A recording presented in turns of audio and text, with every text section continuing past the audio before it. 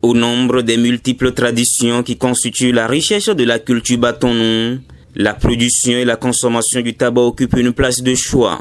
À Parakou, troisième village statut particulier du Bénin, la culture du tabac est ancrée dans les habitudes, surtout dans les milieux bariba.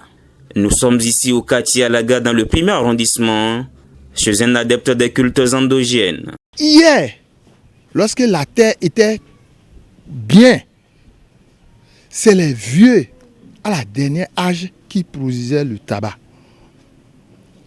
Aujourd'hui, dans le monde de l'argent, il y a des jeunes qui produisent.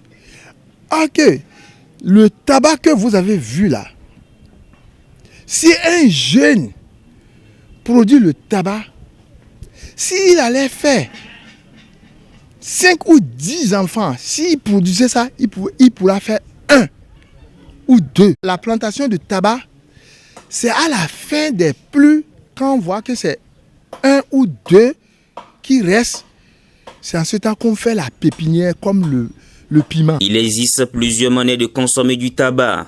Il y en a qui fument, d'autres qui chiquent ou encore d'autres qui prisent.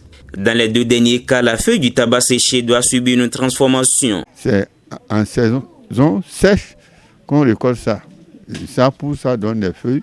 Et c'est les feuilles là qu'on cueille, on mélange avec certains ingrédients, n'est-ce pas?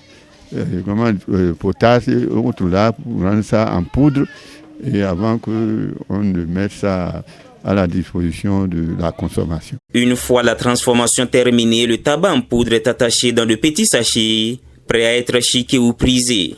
Et c'est surtout là que se situent les bienfaits du tabac pour le Batonou. Les gris qu'on peut faire avec le tabac, c'est trop. Si nous allons compter, il y a le contre, c'est le tabac. Ça travaille plus que ce que tu as mangé à l'immédiat. Quand le chemin bloque maintenant, le chemin de tabac travaille là. Tu vas chercher quelque chose que tu ne trouves pas, que tu n'as pas l'habitude de trouver, et avec un produit donné, mélangé au tabac, ça te facilite la situation. Ici à Dokparo, dans le 3e arrondissement, autour des jeux de dominos, certains prennent du tabac pour retrouver de l'inspiration. Tel qu'on est en train de jouer là, si je prends ça, ça réveille mes sens. Et je trouve d'idées. Sinon, dans le tabac, par exemple, on peut te donner un produit contre l'envoûtement.